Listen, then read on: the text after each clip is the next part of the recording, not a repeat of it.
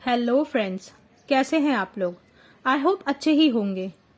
Hollywood में बहुत सारी हॉरर मूवीज रिलीज होती हैं हर साल, मगर उनमें से कुछ बेहद डरावनी, रहस्य और रोमांच से भरी हुई होती हैं। और सबसे खास बात तो ये होती है कि उनमें से कुछ मूवी सत्य घटना पर आधारित होती है। आज सिनेमैटिक स्क्रीन आपके लिए लेकर आया है ऐसी टॉप 5 फिल्में जो कि रियल इंसिडेंट्स पे बेस्ड हैं।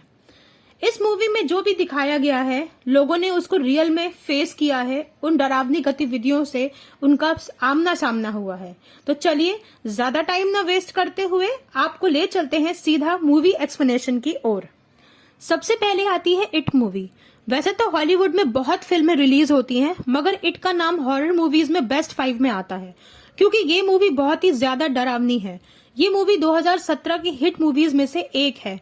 इस मूवी में ये दिखाया गया है कि पेनीवाइज नाम का एक जोकर है जो बच्चों को लुभाता है और उनको ले जाके मार डालता है। स्टीफन किंग अमेरिका के फेमस सुपरनैचुरल स्टोरी राइटर हैं जिन्होंने रियल स्टोरी से लेकर इट मूवी की कहानी लिखी है।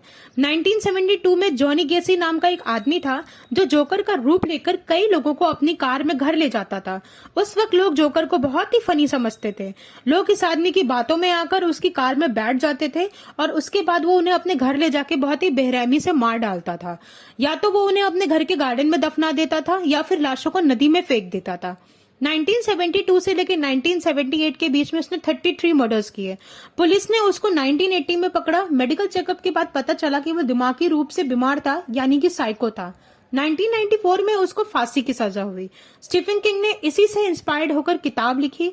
उसके बाद इस मूवी का निर्माण किया। इस मूवी के रिलीज होने के बाद बहुत हंगामा हुआ। सारे जोकर और हास्य कलाकार सड़क पर उतर आए और उनकी छवि पर बहुत बुरा असर पड़ेगा ये कहते हुए फिल्म का जम के हंगामा किया कि फिल्म रिलीज ना हो। लेकिन ऐसा नहीं हुआ। लोगों ने ये मूवी बहुत पसंद करी।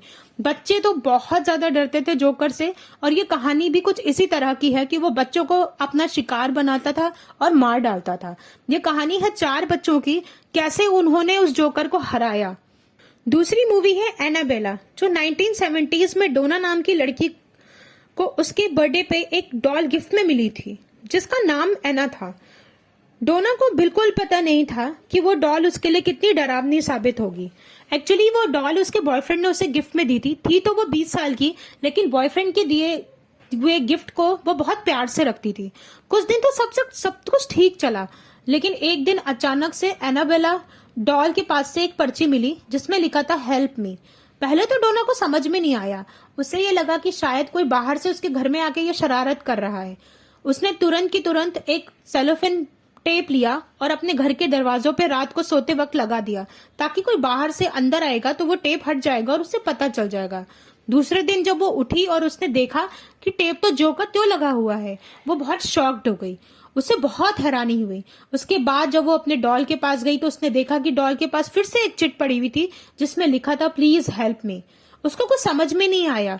उसके बाद धीरे धीरे उसके साथ बहुत अजीब सी घटनाएं होने लगी। उसको हर वक्त ऐसा लगता कि एक साया उसके आसपास घूम रहा है। डॉल अपनी पोजीशन चेंज करने लगी। दरवाजे खिड़की अपने आप खुलने और बंद होने लगे जिससे वो बहुत डर गई। उसके बाद उसने एडन लॉरेन को अपने घर बुलाया। एडन लॉरेन ने एनालाइज करा और ये पाया कि वो डॉल शैतानी साया है। उस डॉल के ऊपर शैतान का साया है। फिर चर्च से प्रीस्ट को बुला के होली वाटर स्प्रे करा के और घर को पूरी तरह पवित्र करने के बाद वो डॉल म्यूजियम में चली गई एडन लॉरेन के। वैसे तो मूवी की डॉल और रियल डॉल में बहुत अंतर है, लेकिन एनाबेला डॉल एग्जिस्ट करती है और वो सच है। एनाबेला डॉल एक भूतिया डॉल है। एमिटिविले हॉरर इस कड़ी की तीसरी मूवी है। सभी न सभी को कभी न कभी ऐसा जरूर लगता है कि काश हमारा एक आलीशान मकान होता, हम उसको ऐसे सजाते, हम उसको वैसे सजाते, मगर कभी कभी हमारी खुशी छीन ली जाती है। हमें वहां रहने के बाद उस मकान से जुड़े हुए कई डरावने रहस्यों का पता चलता है। ऐसी ही सच्चे घटना पर आधारित मूवी है एमिटिविले हॉरर, जहां पर दिखाया जाता है कि वुड्स फैमिली उस मकान में शिफ्ट होती है। बहुत अरमानों के साथ, बहुत खुशियों के साथ पूरा परिवार वहां पर आता है रहने के लिए। जब वो रहने आते हैं और कुछ दिनों में उस घर में शुरू हो जाती हैं बहुत रहस्यमय घटनाएं, जिससे घर के एक एक सदस्य पर बहुत बुरा प्रभाव पड़ता है। हर दिन उनको अपने घर में अदृश्य शक्तियों के होने का अजीब सा एहसास होता है। ये मूवी एमिटिविले हॉरर नाम की एक किताब पर आधारित है जिसको रोनाल्ड जे नाम के एक व्यक्ति की रियल लाइफ में होने वाले इंसिडेंट्स को दिखाया गया है, जिसने अपनी खराब मानसिक हालत के चलते अपनी पूरी फैमिली को मौत के घाट उतार दिया था। मूवी में बताए अनुसार वुड्स फैमिली इन सब घटनाओं से बहुत सहमी हुई थी। केवल 28 दिन में ही उन्होंने अपना घर खाली कर दिया, और तो और वो सामान लेने भी वापस नहीं आए, अपना सारा सामान उसी घर में छोड़ दिया। वो तब सबसे ज्यादा हाथप्रद हो गए जब उन्होंने ये देखा कि उन वुड्स फैमिली के जो मेल मेंबर थे, उन्होंने कुल्हाड़ी लेके अपने पूरे परिवार को मारने की कोशिश करी। नाइटमेयर्स ऑन एलम स्ट्रीट इस कड़ी की चौथी कहानी। जब भी आप इस मूवी को देखोगे ना, तो बहुत दिन तक आपको नींद ही नहीं आएगी। ऐसी है इस मूवी की कहानी। ये मूवी दिखाती है कि 4 टीनेजर्स के आसपास ऐसी गतिविधियां होती हैं कि उनको भयानक सपने आते हैं, और सपने में कोई उनका पीछा करता है और बड़ी बेरहमी से एक एक करके उनको मौत के घाट उतारने लगता है। बच्चे सहम जाते हैं और वो समझ नहीं पाते कि क्या कारण है इन सब अजीब घटनाओं के पीछे, ऐसा उनके साथ क्यों हो रहा था। लेकिन उनके पेरेंट्स का इस घटना से एक बहुत ही डार्क सीक्रेट जुड़ा हुआ था। सन 2010 में डायरेक्टर सैमुअल बर्न ने इसका सीक्वल बनाया। पहले ये मूवी 1984 में वास कार्बन द्वारा डायरेक्ट की गई थी। इस मूवी में दिखाया गया है कि एडी एक बहुत ही डरावना और जला हुआ चेहरा लेकर उनके सपनों में दस्तक देता था और अपने हाथ में पहने हुए धारदार ग्लव्स से अपने शिकार को मारा करता था। फिल्म के सीन बहुत ही डरावने हैं और इतने रोमांचक हैं कि कई बार तो आपको पता ही नहीं चलेगा कि आप ये हकीकत देख रहे हैं या सपना, जब तक कि एडी नहीं बताता था कि तुम सपनों में हो। ये मूवी बेस्ड है एक कम्बोडियन फैमिली पर जिनके बेटे की रहस्यमय तरीके से मौत हो जाती है, जो कि नॉन रेजिडेंशियल अमेरिकन थे। जब बेटे की डेथ पर इन्वेस्टिगेशन हुई तो पाया गया कि उसकी बॉडी पर कोई भी ऐसा निशान नहीं था और वो बिल्कुल नॉर्मल थी। उस बच्चे के पेरेंट्स को तब वो याद आता था, उसका वो कहना कि कोई डरावनी साया उसका रात को पीछा करता है और उसको मारने की कोशिश करता है। कंबोडिया में तकरीबन उस समय 10 बच्चों की मौत हुई थी और उन 10 बच्चों की मौत 10 से सुबह 2 बजे के बीच में हुई थी। बहुत ही डरावनी घटना हुई होगी उन बच्चों के साथ। ये मूवी उसी से इंस्पायर्ड है, उसी को लेके ये मूवी बनाई गई है। 5वीं मूवी है द शाइनिंग। बहुत ही famous horror story novelist Stephen King को कौन नहीं पहचानता, वो किसी पहचान के मोहताज नहीं। ये बात सन 1983 की है, जब वो अपनी हॉलिडे पर उन्होंने कोलोराडो के एक होटल में बुकिंग कराई थी अपनी पत्नी के साथ। उस वक्त पूरे होटल में उनकी और उनकी पत्नी के अलावा कोई भी दूसरा व्यक्ति वहां पे नहीं था। केवल 2 लोग ही थे, जो कि अपने आप बहुत ही ज्यादा स्केरी फीलिंग पैदा करता है। वो दोनों रूम नंबर 217 में रुके हुए थे। उसके बाद जब होटल को विजिट करने लगे और बड़े बड़े खाली कमरों में टहलने लगे, तब उन्होंने बहुत ही अजीब सा एहसास हुआ।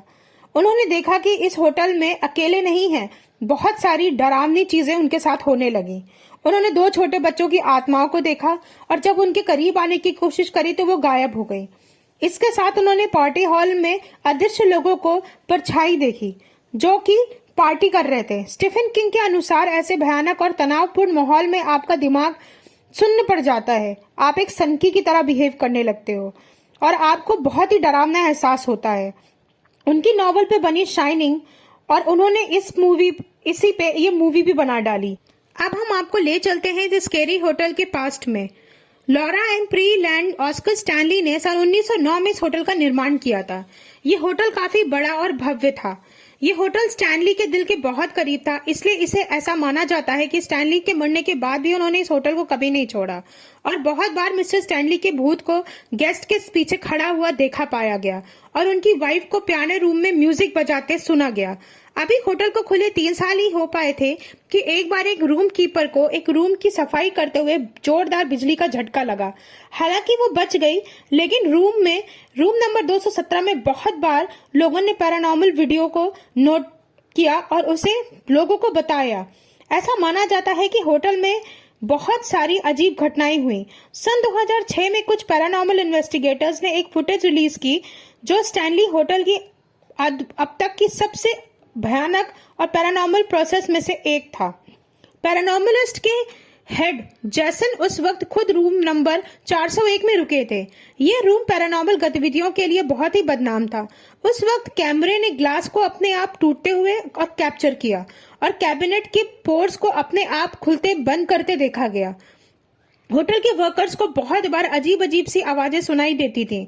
जब होटल के रूम कीपर्स को बुलाया गया तो उन्होंने बोला कि यह दरवाजा अपने आप तो खुल ही नहीं सकता क्योंकि ये लॉक हो जाता है।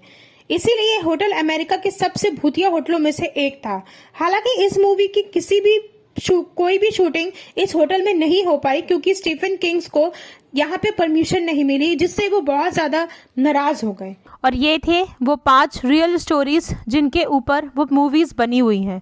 अब आपके लिए बोनस पॉइंट ये है कि अगर आपको इनमें से कोई भी मूवी का एक्सप्लेनेशन देखना है तो हमारे डिस्क्रिप्शन में जाइए और लिंक पे क्लिक करिए और अपनी मनपसंद मूवी का एक्सप्लेनेशन पाइए। Thank you.